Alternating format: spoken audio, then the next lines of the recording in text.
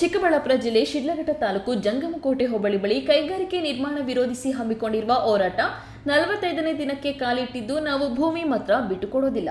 ಕೃಷಿಗೆ ಯೋಗ್ಯವಾದ ಭೂಮಿ ಬಿಟ್ಟು ಸರ್ಕಾರಿ ಜಮೀನನ್ನ ಕೈಗಾರಿಕೆಗೆ ಬಳಸಿಕೊಳ್ಳಿ ಎಂದು ಒತ್ತಾಯಿಸಿ ಕೋಡಿಹಳ್ಳಿ ಚಂದ್ರಶೇಖರ್ ನಾಯಕತ್ವದ ರಾಜ್ಯ ರೈತ ಸಂಘದ ಸಹಕಾರದಲ್ಲಿ ರೈತರು ಚಿಕ್ಕಬಳ್ಳಾಪುರದ ಡಿಸಿ ಕಚೇರಿ ಬಳಿ ಧರಣಿ ನಡೆಸುತ್ತಿದ್ದು, ಇಂದು ರೈತರು ಪ್ರತಿಭಟನಾ ಸ್ಥಳದಲ್ಲಿ ತಮ್ಮ ದನ ಕರುಗಳನ್ನು ಕಟ್ಟಿ ಹಸುಗಳಿಂದ ಹಾಲು ಕರೆದು ಹೋಟೆಲ್ಗಳಿಗೆ ನೀಡಿ ವಿನೂತನ ಪ್ರತಿಭಟನೆ ನಡೆಸಿದ್ರು. ಪ್ರತಿಭಟನೆಗೆ ಬಂದಿದ್ದ ಹಸುಗಳಿಗೆ ಮೇವು ತರುತ್ತಿದ್ದ ವಾಹನವನ್ನ ಹೊಸಹುಡ್ಯದ ಬಳಿ ತಡೆದ ಪೊಲೀಸರ ಕ್ರಮವನ್ನ ಪ್ರಶ್ನಿಸಿ ಹೋರಾಟವನ್ನ ತೀವ್ರಗೊಳಿಸಿದ ಹಿನ್ನೆಲೆಯಲ್ಲಿ ಅಡ್ಡಲಾಗಿ ಹಾಕಿದ್ದ ಬ್ಯಾರಿಕೇಡ್ಗಳನ್ನೇ ಪೊಲೀಸರು ರೈತರ ಮೇಲೆ ಎಸೆದಿದ್ದಾರೆ.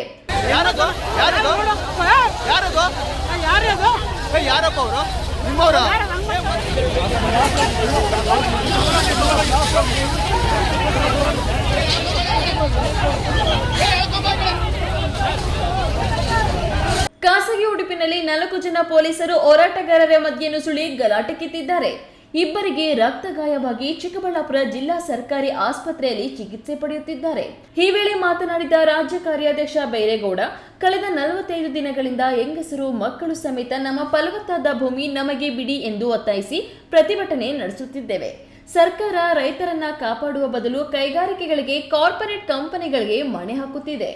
ಉಸ್ತುವಾರಿ ಸಚಿವರು ಭೂಮಿ ಮಾರಾಟಕ್ಕೆ ಬೆಂಬಲಿಸುವ ಕೆಲವು ದಳ್ಳಾಳಿಗಳನ್ನ ಕರೆದು ಸಭೆ ನಡೆಸುತ್ತಿದ್ದಾರೆ ಹೊರತು ನಮ್ಮ ಕಷ್ಟ ಸುಖ ಕೇಳಿಲ್ಲ. 45ನೇ ಹೋರಾಟ ದಿನವಾದ ಇವತ್ತು ದನ ಕರುಗಳ ಸಮೇತ ಡಿಸಿ ಕಚೇರಿ ಕಾಂಪೌಂಡ್ ವರೆಗೆ ಪ್ರತಿಭಟನೆ ನಡೆಸುತ್ತಿದ್ದೇವೆ. ಇಲ್ಲೇ ಹಾಲು ಕರೆದು ಹೋರಾಟ ಮಾಡಿದ್ದೇವೆ. ನಮ್ಮ ಹಸುಗಳಿಗೆ ಮೇವು ತರುತ್ತಿದ್ದ ವಾಹನವನ್ನ ಹೊಸಹುಡ್ಯ ಬಳಿ ಪೊಲೀಸರು ತಡೆದಿದ್ದನ್ನ ಪ್ರಶ್ನೆ ಮಾಡಿದ್ದಕ್ಕೆ ಹೋರಾಟಗಾರ ಭರತ್ ಕುಮಾರ್ ಮತ್ತು ಮಂಜುನಾಥ ಎನ್ನುವವರ ಮೇಲೆ ಪೊಲೀಸರು ಮನಸೋ ಇಚ್ಛೆ ಹೊಡೆದಿದ್ದಾರೆ. 4 ಜನ ಮಫ್ತಿಯಲ್ಲಿ ಜನರ ಮಧ್ಯೆ ಸೇರಿಕೊಂಡು ಗಲಾಟೆ ಮಾಡಿಸಿ ನಮ್ಮ ಮೇಲೆ ಇಲ್ಲ ಸಲ್ಲದ ಕೇಸು ಹಾಕಿಸಿ ಟೆಂಟ್ ಖಾಲಿ ಮಾಡಿಸುವ ಹುನ್ನಾರ ನಡೆಸಿದ್ದಾರೆ. ಆ 4 ಜನ ಯಾರು ಎಂಬುದು ವಿಡಿಯೋ ಫೋಟೇಜ್ಗಳಲ್ಲಿ ಸೆರೆ ಸಿಕ್ಕಿದೆ. ಅವರೆಲ್ಲರ ಮೇಲೆ ಎಫ್ಐಆರ್ ದಾಖಲಿಸಿ ಕ್ರಮ ಜರುಗಿಸಬೇಕೆಂದು ಎಎಸ್ಪಿ ಬಳಿ ಮಾತನಾಡಿ ದೂರು ನೀಡಲಾಗಿದೆ ಎಂದರು. 44 ದಿನದಿಂದ ಹೋರಾಟವನ್ನು ಮುಗಿಸಿ ಇವತ್ತು 45ನೇ ದಿನಕ್ಕೆ ಹೋರಾಟವನ್ನು ಮುಂದುವರಿತಾ ಇದೆ.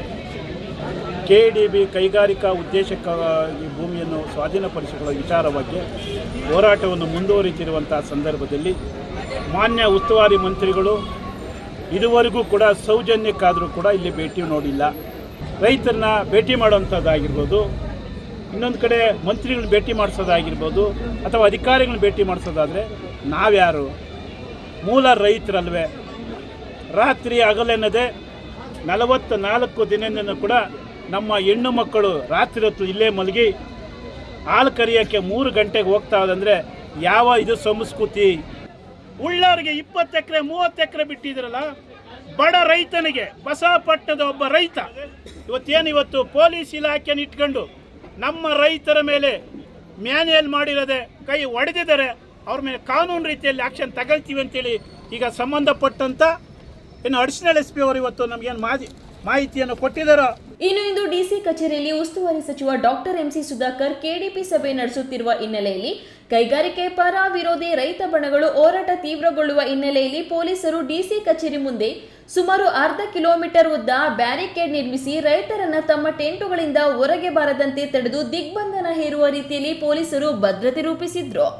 ಈ ಹೋರಾಟದ ಮಧ್ಯೆ ಜಿಲ್ಲಾ ಉಸ್ತುವಾರಿ ಸಚಿವರು ಕೆಡಿಪಿ ಸಭೆ ನಡೆಸಿ ಜಿಲ್ಲೆಯಲ್ಲಿ ಕುಡಿಯುವ ನೀರು ಎಚ್ಎನ್ ವ್ಯಾಲಿ ಹರಿಯುವ ಕಂದವಾರ ಮತ್ತು ಗೋಪಾಲಕೃಷ್ಣ ಕೆರೆಗೆ ಸ್ಥಳೀಯ ಕಲುಷಿತ ನೀರು ಹರಿಯದಂತೆ ಕ್ರಮ ಜರುಗಿಸಲು ಸೂಚಿಸಿ ಎಲ್ಲೆಲ್ಲಿ ಶುದ್ಧ ಕುಡಿಯುವ ನೀರಿನ ಘಟಕಗಳಿವೆಯೋ ಅವುಗಳನ್ನು ಸಂಪೂರ್ಣ ಗ್ರಾಮ ಪಂಚಾಯಿತಿ ಮತ್ತು ನಗರಸಭೆ ವಶಕ್ಕೆ ಪಡೆಯಲು ಬೇಕಾದ ಕ್ರಮ ಕೈಗೊಳ್ಳುವಂತೆ ಅಧಿಕಾರಿಗಳಿಗೆ ಸೂಚಿಸಿದ್ರು. ಇಂದಿನ ಹೋರಾಟದಲ್ಲಿ ಮಾಜಿ ಶಾಸಕ ಎಂ ರಾಜಣ್ಣ, ಭಕ್ತರಹಳ್ಳಿ ಬೈರೇಗೌಡ, ನೆಲಮಕಲಹಳ್ಳಿ ಗೋಪಾಲ್, ತಾದೂರು ಮಂಜುನಾಥ್, ವೇಣುಗೋಪಾಲ್ ಇತರೆ ಮುಖಂಡರು ಭಾಗವಹಿಸಿದ್ರು. ಕೆಎಸ್ ನಾರಾಯಣಸ್ವಾಮಿ, ಈ ನ್ಯೂಸ್ ಟಿವಿ, ಚಿಕ್ಕಬಳ್ಳಾಪುರ.